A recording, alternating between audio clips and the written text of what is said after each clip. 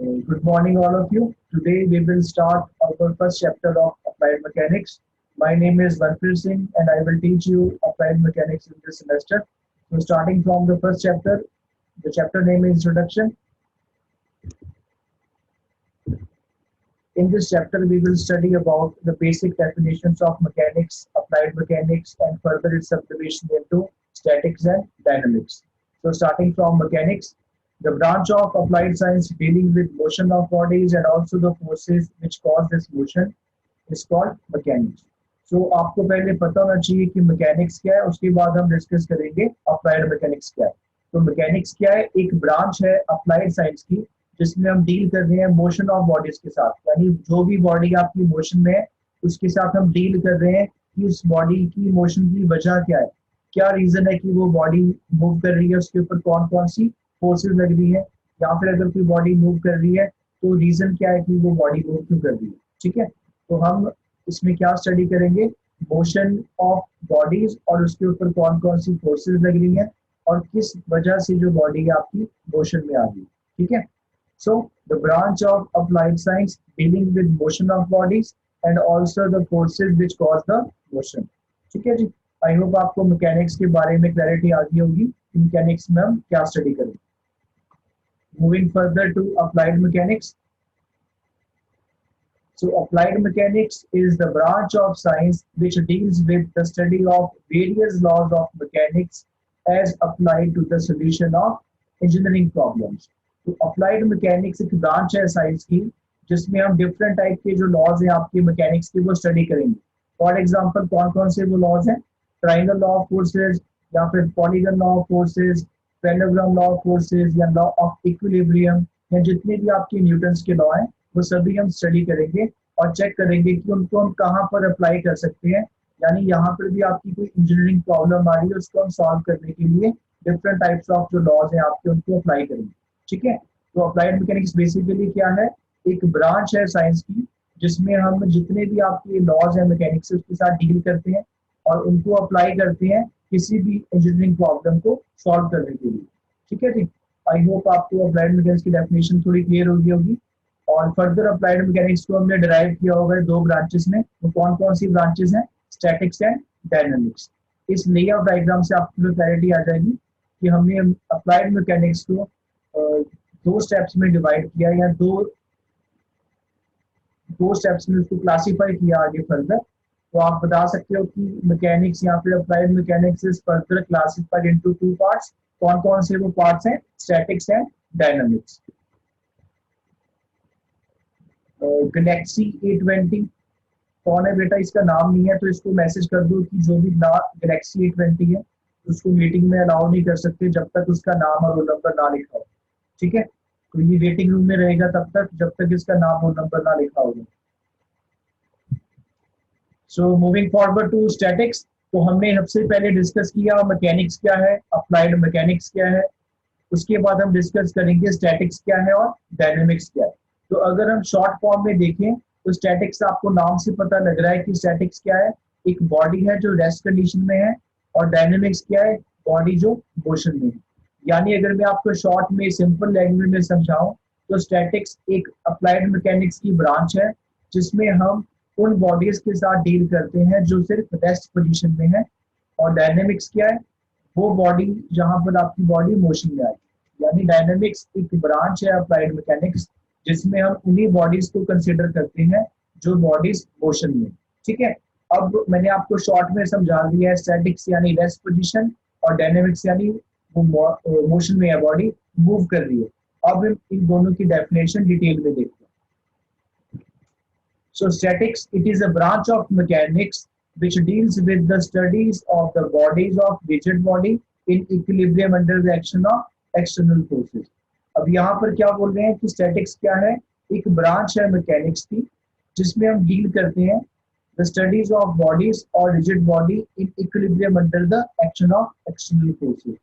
Equilibrium का मतलब क्या है, इक्विलिब्रियम एक वो स्टेट है जिसमें आपकी बॉडी रेस्ट पोजीशन में है, यानी वो मूव नहीं कर रही। ठीक है, तो यहाँ पर बेसिकली वो क्या कहना चाहते हैं कि स्टैटिक एक ब्रांच है अप्लाइड मैकेनिक्स की जिसमें हम उन बॉडीज को स्टडी करते हैं जो आपकी रेस्ट पोजीशन में। ठीक है, स्टैटिक्स की डेफिनेशन क्लियर हो गई है सभी को? So moving further to dynamics, it is a branch of mechanics which deals with the study of the bodies or rigid bodies in motion. यानी डायनेमिक्स क्या है? एक ब्रांच है मैकेनिक्स की जिसमें हम डील करते हैं उन बॉडीज के साथ जो मोशन में। ठीक है, तो आप नोट भी कर सकते हो इन डायनेमिक्स। आप क्या लिखोगे? It is a branch of mechanics in which we deal with the bodies which are in motion. ठीक है, चाहे वो रिजिड बॉडीज हैं या कोई भी बॉडीज। ठीक है, रिजिड बॉडी क्या होती है, रिजिड बॉडी की डेफिनेशन और क्या होती है उसकी क्लासिफिकेशन फर्दर, वो हम अभी नेक्स्ट कवर करेंगे, तो आपको क्लैरिटी आ जाएगी रिजिड बॉडी होती क्या है। मैं आपको एग्जांपल भी दूंगा साथ में। तो आई होप आपको स्टैटिक्स और डायनेमिक्स दोनों क्लियर हो गए होंगे। अगर इनमें से किसी में भी आपको कोई डाउट है तो आप मेरे से पूछ सकते हो। ठीक है, तो हमने मैकेनिक्स पढ़ लिया, अप्लाइड मैकेनिक्स भी पढ़ लिया, स्टैटिक्स भी पढ़ लिया और डायनेमिक्स भी पढ़ लिया। स्टैटिक्स यानी रेस्ट की बात हो रही है, डायनेमिक्स यानी मोशन की बात हो रही है। मूविंग फर्दर टू डायनेमिक्स, तो डायनेमिक्स को फर्दर हमने क्लासिफाई किया है दो पार्ट्स में। कौन कौन से हैं वो? काइनेमेटिक्स और काइनेटिक्स। जैसे यहाँ पर लिखा है dynamic has two parts, kinematics and kinetics. तो इन दोनों को मैं आपको पहले सिंपल लैंग्वेज में समझा देता हूँ, फिर मैं आपको उसकी डेफिनेशन अच्छे से समझा दूँ। ठीक है जी, तो बेसिकली काइनेमेटिक्स क्या होती है? The force which cause motion are not considered. यानी काइनेमेटिक्स एक डायनेमिक्स की ब्रांच है जिसमें हम सिर्फ फोर्स देखते हैं, यानी बॉडी मूव कर रही है, ठीक है मूव कर रही है, बट हमें ये नहीं देखना कि वो क्यों मूव कर रही है, कॉज क्या है मोशन का, वो हम कंसिडर नहीं करते। सिर्फ हम मोशन ही कंसिडर करते हैं। मोशन क्यों हुआ, किस वजह से हुआ, किस फोर्स की वजह से हुआ, वो कंसिडर नहीं करते। और काइनेटिक्स में क्या करते हैं? हम फोर्स को भी कंसिडर करते हैं और मोशन को भी कंसिडर करते हैं कि किस वजह से हुआ। यानी अगर आपने शॉर्ट में याद रखना है तो आप इन दोनों में से किसी की भी एक डेफिनेशन को याद कर सकते हो। जैसे काइनेमेटिक्स में कॉज को कंसिडर नहीं करते, काइनेटिक्स में कॉज को कंसिडर करते हैं। ठीक है, तो आप ऐसे याद कर लो किसी एक को। अगर आपने काइनेमेटिक्स को याद कर लिया तो इसमें कंसिडर नहीं करते, ठीक है, तो दूसरा ऑटोमेटिकली क्या होगा जिसमें हम कंसिडर करते हैं। ठीक है जी, क्लियर है सभी को यहाँ तक? आई होप आपको यहाँ तक क्लियर हो गया होगा। अब हम काइनेमेटिक्स और काइनेटिक्स की डेफिनेशन डिटेल में डिस्कस कर लेते हैं। मूविंग फॉरवर्ड टू काइनेमेटिक्स, तो काइनेमेटिक्स क्या है? The study of the body in motion when the forces which cause the motion are not considered. जैसे आपको बताया था कि काइनेमेटिक्स में हम सिर्फ मोशन को स्टडी करेंगे बट फोर्सेस को नहीं कंसीडर करेंगे। ठीक है, तो काइनेमेटिक्स क्या है? The study of the body in motion when the forces which cause the motion are not considered is called as kinematics। ठीक है, उसके बाद आपका नेक्स्ट है काइनेटिक्स। तो काइनेटिक्स क्या है? The study of the body in motion when the forces which cause the motion are considered। ठीक है, तो उसके बिल्कुल ऑपोजिट है। काइनेमेटिक्स में हमने मोशन को कंसिडर किया बट किस वजह से मोशन हो रहा है, कॉज को कंसिडर नहीं किया, बल्कि काइनेटिक्स में हम दोनों चीजें कंसिडर कर रहे हैं। हम स्टडी ऑफ मोशन को भी कंसिडर कर रहे हैं और जिस फोर्स की वजह से मोशन हो रहा है उसके कॉज को भी कंसिडर कर रहे हैं। ठीक है, तो आपने डेफिनेशन अच्छे से याद रखनी है। The study of the body in motion when the forces which cause the motion are considered is called kinetics. I hope आपको काइनेमेटिक्स और काइनेटिक्स के बारे में क्लैरिटी आ गई होगी। ठीक है जी, तो यहाँ तक हमने क्या क्या डिस्कस किया है। आपको अगर कोई डाउट है तो आप मुझसे पूछ सकते हो। उसके बाद आपका टॉपिक आता है एप्लीकेशन ऑफ अप्लाइड मैकेनिक्स, यानी हम अप्लाइड मैकेनिक्स को कहाँ कहाँ पर अप्लाई कर सकते हैं। तो first is motion of automobiles, उसके बाद है आपका design of building, skidding of vehicle, flight of aeroplanes, stresses in frame structure, stability of dams, capacity of motor for raising some quantity through a certain height. तो इसमें हमने क्या चीज याद रखनी है? अगर मैं बात करूं मोशन ऑफ ऑटोमोबाइल्स की, तो देखो यहाँ पर आपको एग्जांपल दिया है एक कार का जो इस तरफ ट्रेवल कर रही है। तो इस मोशन को कौन रेजिस्ट कर रहा है?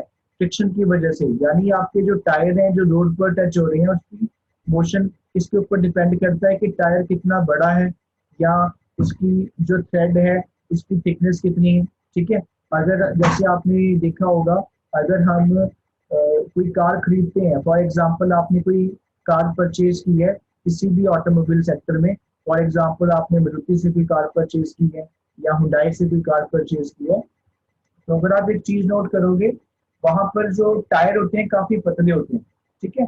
जो उनकी थ्रेड की थिकनेस होती है वो काफी कम होती है। वो क्यों होती है कम? क्योंकि फ्रिक्शन कम से कम लगेगी तो मोशन के ऊपर ज्यादा इफेक्ट नहीं पड़ेगा, ठीक है जी। तो यहाँ पर बात इसी चीज की हो रही है कि मोशन ऑफ ऑटोमोबाइल्स किसके ऊपर डिपेंड करता है कि जो आपका टायर है वो कितना चौड़ा है या कितना पतला है। अगर आप एवरेज की भी बात करते हो कि आपकी गाड़ी की एवरेज कितनी है, तो अगर आपने मोटा टायर डलवाया हुआ है तो आपको एवरेज कम मिलती है, ठीक है। तो रफली बोलते हैं कि अगर आपने मोटा टायर डलवाया तो आपकी रफली एक एवरेज तो कम हो ही जाएगी। अगर आपकी गाड़ी 18 की एवरेज दे रही है तो वो रफली 17 की दे देगी या 16 की दे देगी। बाकी डिपेंड करता है कि आपके ड्राइव ट्रेन कैसी है या किस सड़क पर आप ड्राइव कर रहे हो, रफ ड्राइव कर रहे हो आप, या जो सड़क है वो काफी अच्छी है, स्मूथ है, इतनी रफ ड्राइविंग नहीं कर रहे हो आप, ठीक है। तो मोशन ऑफ ऑटोमोबाइल्स में यहाँ फ्रिक्शन की बात हो रही है। उसके बाद है design of building. Design of building की अगर मैं बात करूँ तो हमने अप्लाइड मैकेनिक्स की लैब में डिस्कस किया था सिंपल सपोर्टेड बीम का, ठीक है। तो बीम्स के अकॉर्डिंगली हम डिजाइन करते हैं बिल्डिंग, ठीक है। तो ये जितने भी एग्जांपल्स हैं ये ओवरऑल अप्लाइड मैकेनिक्स को देखकर एग्जांपल बताए, ठीक है जी। उसके बाद है आपका नेक्स्ट स्किडिंग ऑफ व्हीकल। अगर आपके व्हीकल का जो टायर है उसका थ्रेड खत्म हो चुका है, ठीक है, और वो ग्रिप नहीं बना रहा जितनी रिक्वायर्ड है रन करने के लिए, तो आपका व्हीकल क्या हो सकता है? स्किड हो सकता है। या फिर ये चीज पॉसिबल है स्लिपरी कंडीशन में, अगर बारिश हो रखी है, वहां पर कुछ जम गया लिक्विड या कोई लिक्विड वहां पर गिर चुका है, तो वहां पर भी स्किडिंग हो सकती है। नेक्स्ट है आपका फ्लाइट ऑफ एरोप्लेन्स। तो फ्लाइट ऑफ एरोप्लेन्स में बात आती है कि आपका जो एरोप्लेन है वो कैसा होना चाहिए? बिल्कुल एरोडायनामिक्स बेस्ड होना चाहिए, ताकि जो मोशन है आपकी एयर का वो उसको रेजिस्ट ना करे, ठीक है। नेक्स्ट है आपका स्ट्रेसेस इन फ्रेम्ड स्ट्रक्चर। फ्रेम स्ट्रक्चर यानी ब्रिजेस की बात हो रही है, ठीक है। तो फ्रेम स्ट्रक्चर जैसे आपने ब्रिज में देखा होगा फ्रेम्स बने होते हैं, तो उसमें ट्रसेज होती है। ट्रसेज यानी लिंकेजेस होते हैं जॉइंट्स के, तो वहां पर स्ट्रेस लग रही है, स्ट्रेस की वजह से वो डिफॉर्म भी हो सकता है, डिपेंड करता है कि कितना वेट उसके ऊपर जा रहा है। उसके बाद है आपका स्टेबिलिटी ऑफ डैम्स। जो डैम्स होते हैं उनके साथ स्ट्रक्चर लगे होते हैं, वहां पर आपने देखना है कि स्टेबल है वो या नहीं, ठीक है। तो उसके ऊपर कौन कौन से लॉज एप्लीकेबल होते हैं हम स्टडी करेंगे उसके रिगार्डिंग। उसके बाद है capacity of motors for raising some quantity through a certain height. जैसे आपको एग्जांपल बताया था स्क्रू जैक का, तो उसमें क्या करते हैं, जैसे यहाँ पर सर्टन हाइट तक लिफ्ट कर रहे हैं हम या रेज कर रहे हैं किसी क्वांटिटी को with the help of motor, ठीक है। तो स्क्रू जैक में क्या करते हैं हम स्क्रू जैक में गाड़ी को लिफ्ट करते हैं। तो बेसिकली यहाँ पर किस चीज की बात हो रही है? जहां पर with the help of simple machine आप किसी चीज को लिफ्ट कर रहे हो और अपना डिजायर्ड पर्पस सॉल्व कर रहे हो, ठीक है जी। आई होप कुछ रफली आपको आइडिया लग गया होगा ये एप्लीकेशन ऑफ अप्लाइड मैकेनिक्स में आप क्या क्या स्टडी करोगे, ठीक है जी। तो नेक्स्ट आपका है एसआई सिस्टम ऑफ यूनिट्स। मैं आपको यहाँ तक एक बार कोई डाउट है तो आप कंसीडर कर सकता हूँ आपके डाउट इन बिटवीन, अगर आपको कोई डाउट आ रहा है तो, ठीक है। Moving forward to SI system of units, it is an international system of units, it is universally approved and accepted, it is adopted by large number of countries. तो मैंने आपको बताया था कि एसआई सिस्टम क्या होता है, इसका फुल फॉर्म भी कई बार आपको पूछ लेते हैं फिल इन द ब्लैंक्स में या सेक्शन बी में या एमसीक्यूज में। तो ऐसे यूनिट्स का आपने फुल फॉर्म क्या याद रखना है? इंटरनेशनल सिस्टम ऑफ यूनिट्स, ठीक है। तो इंटरनेशनल सिस्टम ऑफ यूनिट्स से आपको पता लग रहा है कि ये इंटरनेशनली फॉलो हो रहा है। इस सिस्टम को क्यों बनाया गया था? ताकि आप यूनिवर्सली कहीं भी जाओ तो हर जगह एक ही पैरामीटर को फॉलो किया जाए, और अगर आप किसी चीज के लिए जा रहे हो तो ये ना हो कि आप कोई चीज डिमांड कर रहे हो तो वो आपको बोले कि हम तो इसको पाउंड में कंसिडर करते हैं या हम इसको किलोमीटर में कंसिडर करते हैं। तो यूनिवर्सली एक ही सिस्टम फॉलो हो और इंटरचेंजेबिलिटी हो सके, और जो भी आपके इक्विपमेंट्स है वो इजीली आपको अवेलेबल हो सके, इजीली डायमेंशन आप कंसिडर कर सको उनकी, इसलिए इंटरनेशनल सिस्टम ऑफ यूनिट्स को बनाया गया, ठीक है जी। इंडिया में ब्यूरो ऑफ इंडियन स्टैंडर्ड्स है जो इसकी रेगुलरिटी का ध्यान रखती है। तो इंटरनेशनली ये अडॉप्ट हो रहा है। तो अगर मैं बात करूँ ऐसे सिस्टम में कौन कौन सी यूनिट्स फॉलो होती हैं, तो आपको पता है जैसे लेंथ को हम फॉलो करते हैं मीटर में, ठीक है, और मास को केजी में करते हैं और टाइम को सेकंड में करते हैं ऐसे सिस्टम में, ठीक है। अब बात करते हैं बेसिक क्वांटिटीज की। तो बेसिक यूनिट्स कौन कौन सी हैं, ये आपको टोटल 7 बेसिक यूनिट्स हैं, मे बी आपने फिजिक्स में भी स्टडी की होगी। तो the quantity which do not depend upon other quantities for their measurement is known as basic quantity. ठीक है, तो वो क्वांटिटीज जो किसी और क्वांटिटी के ऊपर डिपेंड नहीं होती मेजरमेंट की बेसिस पर, उन क्वांटिटीज को हम क्या बोलते हैं, बेसिक क्वांटिटीज बोलते हैं। And their corresponding units are known as basic units. तो उनके कॉरस्पॉन्डिंग जो ये यूनिट्स लिखे हुए हैं ये आपके बेसिक यूनिट्स हैं। तो टोटल हमारे पास 7 बेसिक क्वांटिटीज हैं और उनके 7 बेसिक यूनिट्स हैं। तो कौन कौन से हैं वो, एग्जांपल के लिए लेंथ, मास, टाइम, टेम्परेचर, इलेक्ट्रिक करंट है, प्लेन एंगल एक्सेट्रा। यहाँ पर आपको एक टेबल शेयर किया है मैंने आपके साथ, उसमें बताया गया है आपको कि कौन कौन से हैं वो। जैसे लेंथ को हम डिनोट करते हैं एल के साथ, और इसका यूनिट क्या है, बेसिक मीटर, जिसको हम स्मॉल एम के साथ डिनोट करते हैं। उसके बाद आपकी नेक्स्ट बेसिक क्वांटिटी है मास, जिसका सिंबल है स्मॉल एम, जिसको हम यूनिट क्या डिनोट करते हैं, केजी। और थर्ड आपकी बेसिक क्वांटिटी है टाइम, जिसका सिंबल है स्मॉल टी, और इसको डिनोट करते हैं हम सेकंड में। यूनिट क्या होता है आपका, एस भी लिख सकते हो या एस पी सी। और नेक्स्ट आपकी बेसिक क्वांटिटी है टेम्परेचर, जिसका सिंबल है कैपिटल टी, और इसका यूनिट क्या होता है, कैपिटल टी, इसको बोलते हैं हम केल्विन। ठीक है, एक डिग्री सेल्सियस भी होता है, बट बेसिक क्वांटिटीज के हिसाब से जो बेसिक यूनिट हम फॉलो करते हैं वो कौन सा करते हैं, केल्विन, यानी कैपिटल टी। नेक्स्ट आपका है इलेक्ट्रिक करंट। ठीक है, इसका सिंबल क्या है, कैपिटल आई, और इसका यूनिट क्या है, कैपिटल ए, यानी एम्पियर। उसके बाद नेक्स्ट है आपका प्लेन एंगल, जिसका सिंबल है थीटा, और इसका यूनिट क्या है, रेडियंस, और इसको शॉर्ट फॉर्म में लिखते हैं हम आर ए डी। ठीक है जी, आई होप यहाँ तक आपको पता लग गया होगा कि ऐसा सिस्टम क्या होता है और बेसिक क्वांटिटीज हमारी कौन कौन सी हैं। तो अगर हम एग्जामिनेशन पॉइंट ऑफ व्यू से बात करें तो आपका सेक्शन बी जो आता है उसमें कई बार हमसे पूछ लेते हैं what are the basic quantities which are followed. ठीक है, तो फिर आप बता सकते हो कि बेसिक क्वांटिटीज क्या होती हैं, जैसे आपको डेफिनेशन बताई गई है। उसके बाद आप बता सकते हो कि बेसिक क्वांटिटीज आपकी, जैसे वगैरह 7 बेसिक क्वांटिटीज, फिर आप ये टेबल बना सकते हो। ठीक है, तो अगर आप ऐसे टेबल फॉर्म में बनाओगे तो एग्जामिनर के ऊपर अच्छा इम्पैक्ट पड़ता है, उनको पता चल जाता है कि बच्चे को नॉलेज है और अच्छा वे ऑफ रिप्रेजेंटेशन भी अच्छा लगता है। ठीक है, तो जितना अच्छा आप रिप्रेजेंट करोगे अपने एग्जाम में उतने अच्छे आपको मार्क्स मिलेंगे। उसके बाद नेक्स्ट आपकी आती है डिराइव्ड क्वांटिटीज, जिसको हम डिराइव्ड यूनिट भी कह सकते हैं, जैसे जो भी उसकी करस्पॉन्डिंग यूनिट्स होगी। तो the quantities which depend upon one or more basic quantities for their measurement is known as derived quantities and their corresponding units are known as derived units. Example कौन कौन से हैं इसके, velocity, acceleration, force, work and energy, power etcetera. तो derived units कौन सी होती हैं, जो डिपेंड करती हैं बेसिक क्वांटिटीज पर।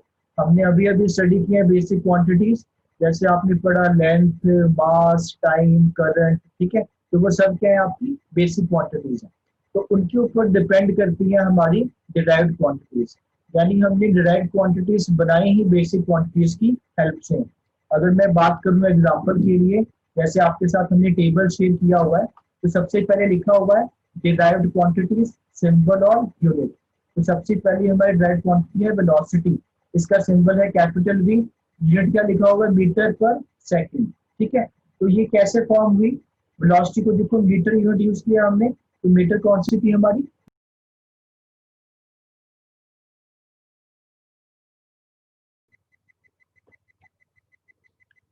आज हमने यहाँ तक डिस्कस कर लिया है। तो मैं आपको एक बार क्विकली थोड़ा सा क्विक रिव्यू करवा देता हूँ सभी टॉपिक्स के रिगार्डिंग, ताकि आपको रफली थोड़ा सा आइडिया लग जाए कि हमने क्या क्या आज स्टडी किया। ठीक है, so today we have studied about the introduction of perceptor. तो हमने सबसे पहले पढ़ा था कि मैकेनिक्स क्या होता है। तो मैकेनिक्स बेसिकली क्या है, जिसमें हम स्टडी करते हैं मोशन ऑफ बॉडीज को और उनके ऊपर कौन कौन सी फोर्सेज लग रही है जिसकी वजह से बॉडी आपकी मोशन में आ रही है। ठीक है, उसके बाद हमने स्टडी किया अप्लाइड मैकेनिक्स। तो अप्लाइड मैकेनिक्स बेसिकली एक ब्रांच है साइंस की, जिसमें हमने क्या स्टडी करना है, डिफरेंट लॉज जो आपके मैकेनिक्स के हैं और उन लॉज को हमने अप्लाई करना है डिफरेंट जो आपकी इंजीनियरिंग प्रॉब्लम्स आती है उनको सॉल्व करने के लिए। मूविंग फॉरवर्ड टू स्टैटिक्स, तो हमने स्टडी किया कि आपकी जो मैकेनिक्स है उसकी 2 ब्रांचेस होती हैं, कौन कौन सी हैं वो, स्टैटिक्स और डायनामिक्स। स्टैटिक्स यानी रेस्ट की बात हो रही है, डायनेमिक्स यानी मोशन की बात हो रही है। तो स्टैटिक में हम उन सभी बॉडीज की डिस्कस करेंगे जो रेस्ट पोजीशन में है, और डायनेमिक्स में हम उन सभी बॉडीज को डिस्कस करेंगे जो मोशन में। उसके बाद हमने फर्दर स्टडी किया कि जो आपका डायनेमिक्स है उसको हमने दो भागों में डिवाइड किया है या टू पार्ट्स में क्लासिफाई किया है। कौन कौन से हैं वो? काइनेमेटिक्स और काइनेटिक्स। तो काइनेमेटिक्स में हमने उनको कंसिडर किया जहां पर सिर्फ हम फोर्स देख रहे हैं और उसको नहीं कंसिडर कर रहे कि क्या रीजन है कि फोर्स इस वजह से बनी है, ठीक है। और काइनेटिक्स में क्या कर रहे हैं, सिर्फ हम किसको कंसिडर कर रहे हैं, फोर्स को भी और उसकी कॉज को भी कंसिडर कर रहे हैं। तो आपने इस चीज का याद रखना है कि आपकी फोर्स और कॉज दोनों कंसिडर हो रही है काइनेटिक्स में, और काइनेमेटिक्स में सिर्फ फोर्स ही कंसिडर हो रही है, कॉज नहीं कंसिडर हो रही है। उसके बाद हमने स्टडी किया एप्लीकेशन ऑफ अप्लाइड मैकेनिक्स। तो ये आपने कोई रफली आपको 5 एप्लीकेशंस याद होने चाहिए। अगर पेपर में आता है कि define applied mechanics what are the applications, तो एटलीस्ट आप 5 एप्लीकेशंस लिख सको, ठीक है। उसके बाद हमने डिस्कस किया है ऐसे सिस्टम ऑफ यूनिट्स। हमने 7 बेसिक क्वांटिटीज को डिस्कस किया और उसके बाद हमने उनकी यूनिट्स भी देखे जो उसके बेसिक यूनिट्स कौन कौन से थे, ठीक है। तो ये आपने इंपॉर्टेंट है याद रखना। अगर आपके एग्जाम में आता है कि कौन कौन सी यूनिट्स है तो आपने ऐसे चार्ट बना लेना है ताकि इनको एग्जामिनर को अच्छा लगे कि बच्चे को नॉलेज है। उसके बाद बात आती है डिराइव्ड क्वांटिटीज की। इसमें हमारे पास कौन कौन से थे? Velocity, acceleration, force, work and energy और पावर। तो हमने यहाँ तक आज डिस्कस कर लिया है। तो आपने क्या करना है, यहाँ तक जो है एक बार क्विकली सब कुछ रिवाइज कर लेना है। अगर कोई भी आपको डाउट लगता है कि सर हमें कुछ नहीं आ रहा, तो हम नेक्स्ट क्लास में इसको डिस्कस कर लेंगे, ठीक है स्टूडेंट्स। अप्रोक्सीमेटली आपके 40 मिनट्स कंप्लीट हो चुके हैं। तो नेक्स्ट क्लास में हम फर्दर जो डिस्कस करेंगे वो टॉपिक्स कौन कौन से होंगे आपके? सिस्टम ऑफ यूनिट्स, यानी जितने भी आपके सिस्टम में एफपीएस, सीजीएस, ये सब कुछ डिस्कस करेंगे हम। उसके बाद नेक्स्ट हम डिस्कस करेंगे व्हाट इज रिजिड बॉडी, ठीक है। तो उसके बाद आपका नेक्स्ट टॉपिक होगा स्केलर क्वांटिटीज और वेक्टर क्वांटिटीज, ठीक है। तो आपके थोड़े से टॉपिक रहते हैं, इन सभी टॉपिक्स पे हम डिटेल में डिस्कस करेंगे और नेक्स्ट क्लास हम इसी पॉइंट से शुरू करेंगे। तो आज का हमारा जो लास्ट टॉपिक था वो था डिराइव्ड क्वांटिटीज, और इसमें हमने कौन कौन सी क्वांटिटीज देखी थी? Velocity, acceleration, force, work and energy और पावर। तो वेलोसिटी का कैपिटल वी था मीटर पर सेकंड, एक्सेलरेशन को हम स्मॉल ए से रिलेट करते हैं, इसका यूनिट होता है मीटर पर सेकंड स्क्वायर। फोर्स को रिलेट करते हैं कैपिटल एफ के साथ, इसका यूनिट होता है न्यूटन, ठीक है, न्यूटन का कैपिटल एन। और वर्क और एनर्जी को रिलेट करते हैं कैपिटल डब्ल्यू से, इसका यूनिट होता है जूल, जूल को हम रिलेट करते हैं कैपिटल जे से। पावर को रिलेट करते हैं सिंबल कैपिटल पी, और यूनिट क्या होता है इसका? वॉट, ठीक है। वॉट का जो कैपिटल डब्ल्यू है वो इसका यूनिट होता है, ठीक है। आई होप आपको यहाँ तक सब कुछ समझ आ गया होगा। अगर फिर भी आपको कुछ डाउट होगा तो हम नेक्स्ट क्लास में कंटिन्यू करेंगे। Thank you very much for your time, और आपने ये सब कुछ रिवाइज कर देना है, बाकी हम यहीं से नेक्स्ट क्लास को शुरू करेंगे। Thank you very much.